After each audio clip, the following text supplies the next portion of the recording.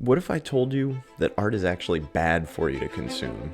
And we'd be better off if the vast majority of artists out there were just banned from society at large.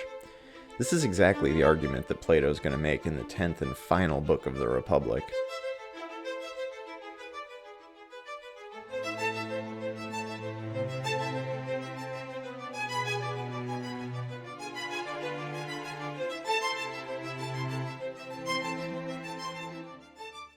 Just to give a quick overview of this book in general, because a lot happens here, and as the really fairly dramatic conclusion to a long and important dialogue, a lot of the most important points from the work are revisited. So the first third to half, even, of the last book consists of Plato's argument against imitative arts. Now, in Greek, they refer to this as mimesis. You might think of like to mime, right? Or mimetic, right? These kind of mean something similar to like copying. So it is the imitative or the copying or the mimetic arts that Plato is arguing against here. Now, there are two arguments that we're going to see against the imitative arts. The first has to do with knowledge and whether or not they produce knowledge or come from a legitimate source of knowledge. Spoiler, they don't, but he has good reasons why.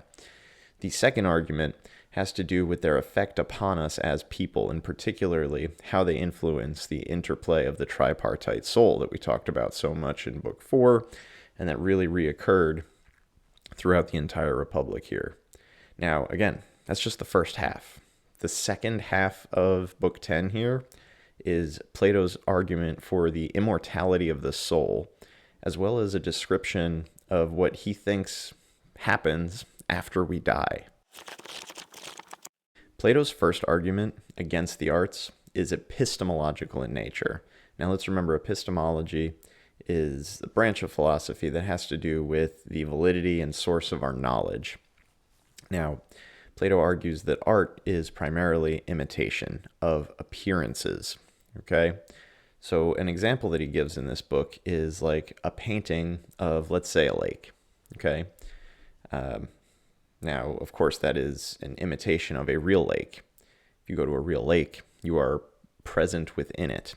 Okay, you can walk around, you can see it from different angles, you can experience different parts of it that you don't see upon first glance, basically.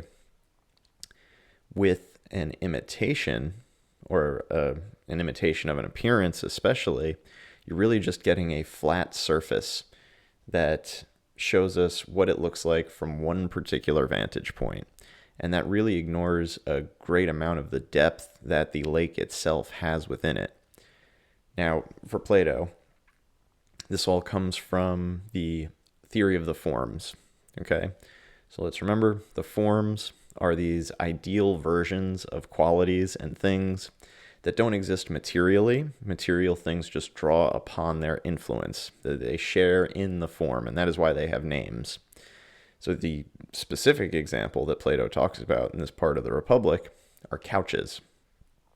I say the word couch, you have an idea of a couch. It might be a specific couch, it might be the couch you're sitting on right now, but there is an idea of a couch that all couches in the world conform to some degree, such that we can call them couches. Okay? So that idea, the form of a couch, has a creator. And Plato believes that creator is a god, non-mortal, higher than us. And it has the highest degree of truth to it, right? As all the forms. The form of beauty is truer than any individual thing that has some beauty in it. The idea of justice, the form of justice, has more truth in it than any just act or person could have in them.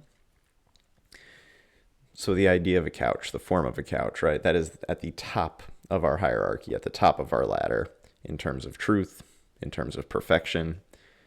The next step down is an actual physical couch that's created by a craftsman. It's made to resemble the form of a couch, right? So it has one degree of truth and perfection. It's removed from the absolute, the form. Now, down one rung from there, even, is the imitation of a couch, a picture of a couch, right, that the artist creates. And that's an imitation of a thing, which is, in a way, an imitation of a form. So therefore, it is twice removed from the ultimate truth of a couch. Now we're talking about couches. Do couches matter that much? Not really. Why does this matter? So Plato is going to come and attack Homer. Now Homer is the author of the Odyssey and the Iliad, right? If you're not familiar with these, well, frankly, you should be. I'll probably do a video on them at some point here. But these form an important background, historical backdrop for Greek culture, mythology, their values, their system of heroes, the people they look up to, right? Achilles in the Iliad is one of the most celebrated heroes in all of ancient Greek history. Same with Odysseus in the Odyssey. So Plato's problem here, right, is that the people of Athens worship these heroes who are ultimately imitations. They're made up. They're phantoms, and they're all created by this guy Homer. And then we worship Homer because he's able to imitate all of these wonderful virtues of these great heroes: bravery, strength, loyalty, temperance, forgetting the word, but like follow through, basically dedication, commitment, all of these wonderful ideals that make a great hero. So it's traditionally assumed that Homer knows all of these virtues so well that he's able to imitate them and create these characters that possess them and portray them in ways that can inspire the people. Plato says, look, ask yourselves, did Homer ever serve in an army? Do we have any record of him performing any valiant, courageous, noble, temperate acts himself? So if he wasn't able to actually do any of these things himself, why would we assume that he knows them better than anybody else? As a matter of fact, all we can assume is that he's able to fake them. He's able to imitate them. He's good at imitating. He's good at faking. And that's it.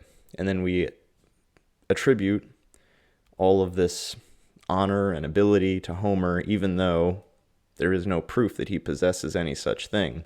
And then we laud the heroes that he creates because we're all fooled by an imitation, basically. So we're not looking at real virtue.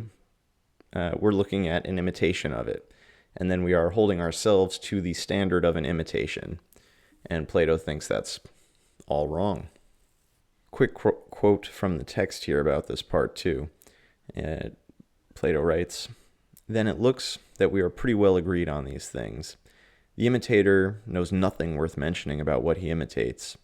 Imitation is a kind of play and not serious, and those who take up tragic poetry in iambics and in epics are all imitators in the highest possible degree." Plato then goes on to argue that imitative art is bad for people psychologically. Now, what do I mean when I say psychologically, right? In terms of ancient Greeks, the best understanding of psychology they had at the time is basically the tripartite soul that Plato put forth. Now, if we remember, there are three parts: the calculating, the desiring, and the spirited. Spirited basically being our emotions. And Plato believes that a just individual is one in which the calculating part of the soul is in charge. It rules over the other two. It makes the final decisions, keeps the other two in check. So, what does this have to do with the arts and poetry and imitation? Plato puts forth a hypothetical for us here. He says, let's say you imagine a man, right, who has lost his son unexpectedly, early in life, and tragically. How would you expect him to react in public and in private? Would he grieve and cry and wail and scream in public and make a big deal of how upset he is? Well, Plato says he could, but that would be an unhonorable way to conduct himself in society. He may feel and act that way in private, and that's all well and good. It's part of the grieving process. But in public, people should conduct themselves more tactfully, more in a more reserved fashion. It's just better for the individual. It's better for their reputation. It's better for the functioning of society as a whole. Now, this is a problem because in especially the tragedies and in a lot of imitative poetry, the artists will represent people as having these huge emotional outbursts in public over, things that are bad, but their public displays of their emotion are glorified in such a way that the people who view them will then imitate those kinds of public emotional outbursts. And this is a way of essentially nurturing and growing the emotional part of the soul over the calculating, right? So the calculating would say, hey, you're upset. You don't need to display how upset you are in front of everybody. It's not going to look great for you. It's going to make everybody around you uncomfortable. Go home and be upset in private. Whereas the emotional part of the soul, if that were to override the calculating, it would go, no, I'm upset. I'm going to be upset right here, right now, as much as I want to be. And Plato thinks that tragic poetry emulates that kind of behavior, therefore encouraging that kind of behavior, and in turn having the effect of making the emotional part of the soul stronger, the spirited part of the soul stronger. And, that doesn't just have to do with sadness and grieving. He thinks this has to do with pity, right? If we pity somebody who's in a bad situation, or if we laugh about things and can't take anything seriously, right? Humor is a form of spiritedness that needs to be kept in check by calculation. Even some of our desires, like lust and greed, right? These should not be encouraged by the art that we consume, even though that stuff makes for good entertainment. It did then and it does now. So ultimately, Plato's deeper message is to be careful what you take in that shapes your inner world. A quote from the text here that substantiates this: we should at last be justified in not admitting him into a city that is going to be under good laws, because he awakens this part of the soul and nourishes it, and by making it strong, destroys the calculating part, just as in a city when someone, by making wicked men mighty, turns the city over to them and corrupts the superior ones.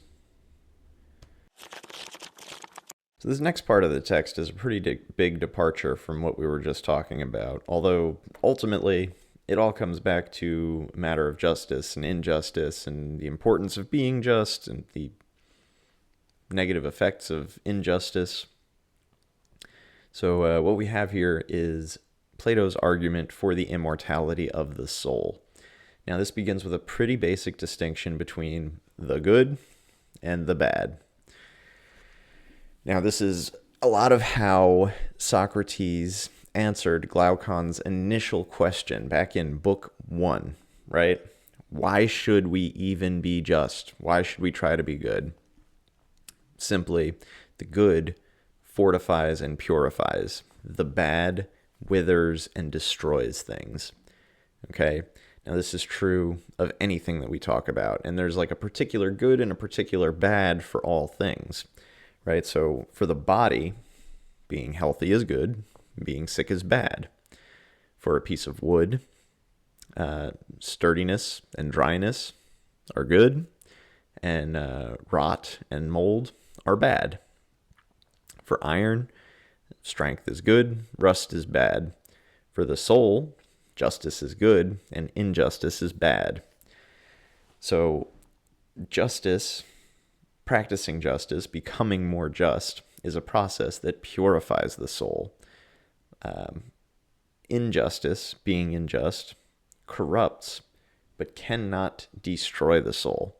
Now, of those other material things that we were discussing, that I just mentioned, the bad for them can actually completely destroy them. The soul, however, is something different, okay?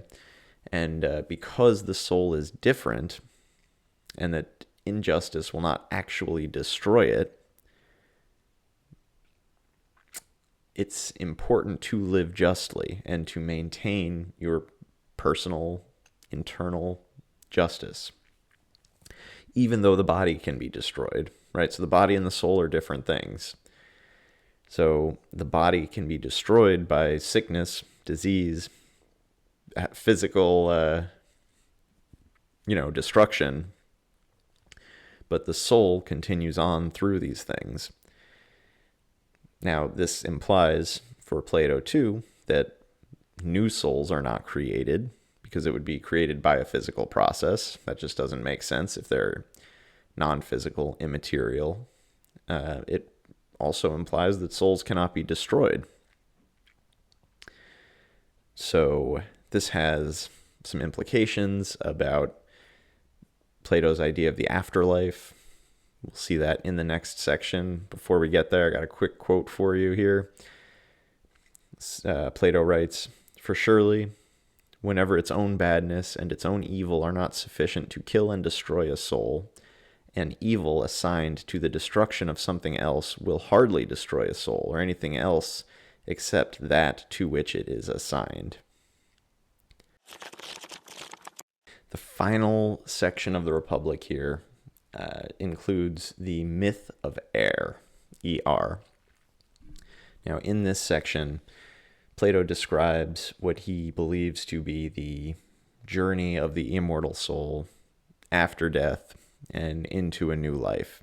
And he tells this story through a fallen warrior named Air, who dies. He's dead for 10 days, according to the myth. He comes back to life and talks about what he saw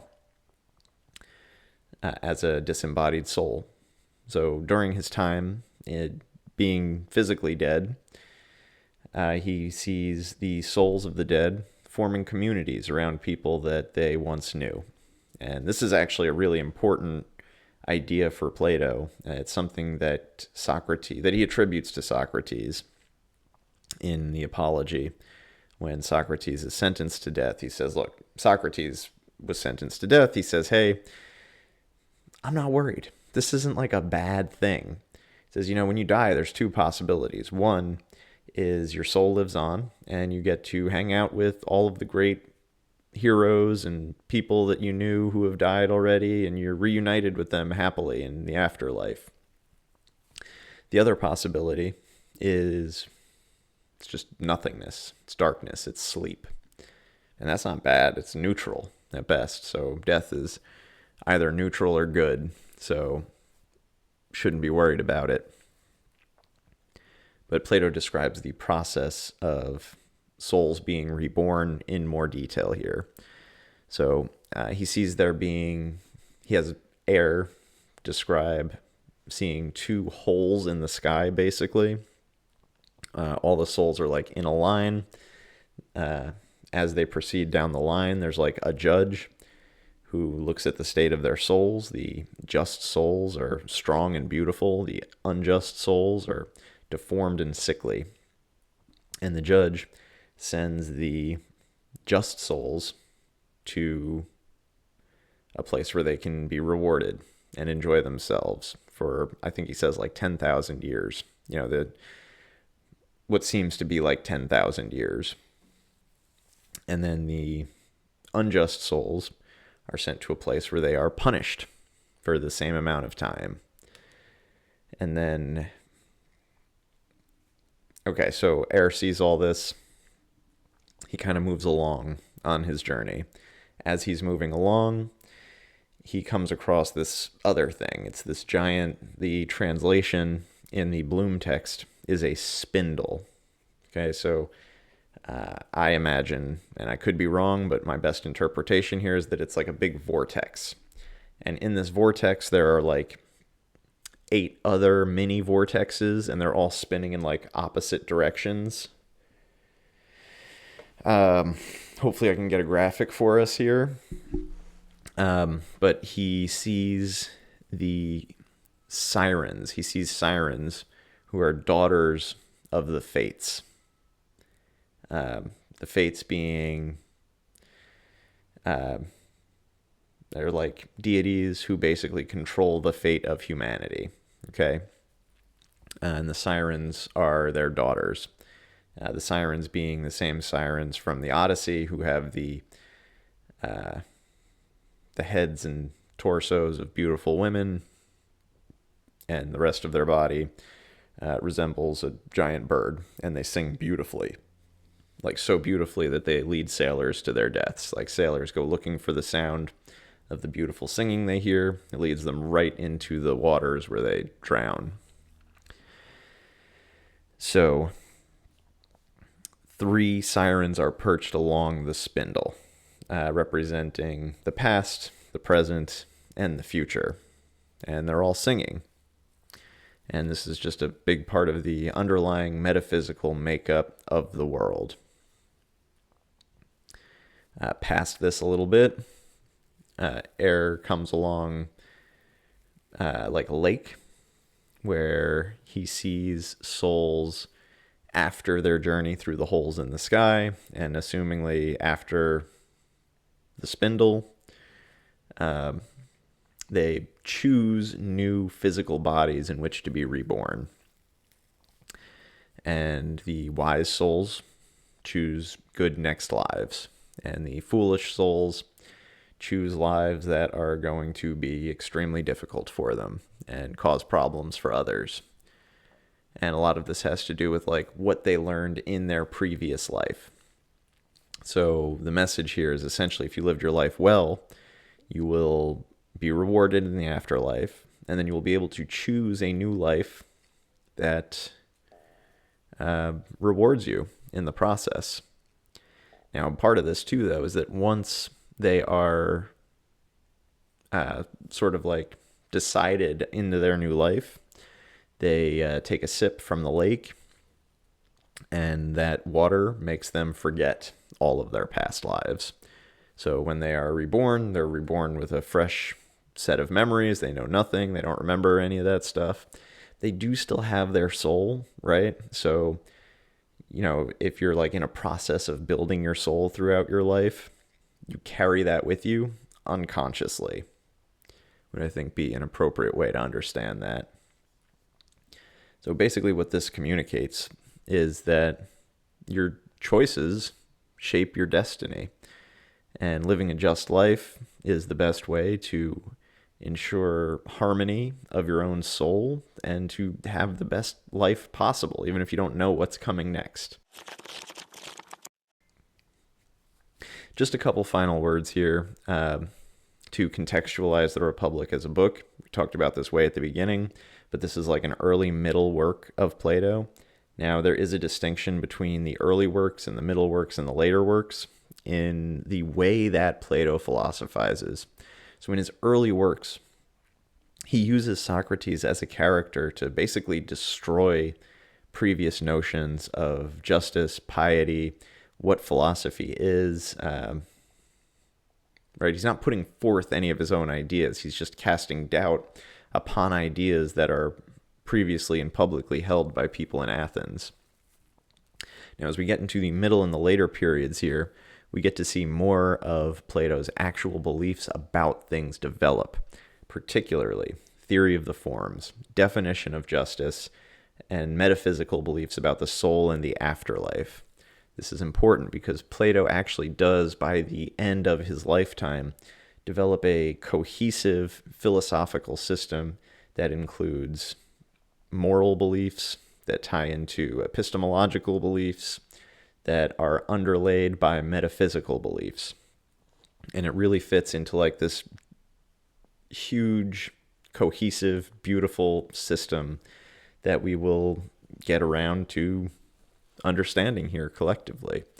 So for everybody who's stuck around since book 1, thank you so much. There's going to be more to come from this channel. This has been a huge project for me, and I'm really excited just to see where we're going next. So, as always, thank you, and I'll see you next time.